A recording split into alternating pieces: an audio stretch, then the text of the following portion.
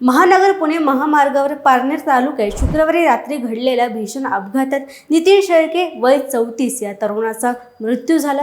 दुचाकीवरून जात असताना भरधाव वेगात येणाऱ्या कारने त्यांना जबर धडक दिली। ही कार आष्टीचे भाजप आमदार सुरेश धस यांचा मुलगा सागर धस चालवत होता अशी माहिती समोर आली असून त्यावेळी प्रकरणाला राजकीय वळण लागलं आहे। अपघातानंतर सागर धस आणि त्याचा सहकारी सचिन कोकणे यांना पोलिसांनी तातडीने ताब्यात घेतले। वैद्यकीय तपासणी झाल्यानंतर गुन्हा दाखल करण्यात आला आहे।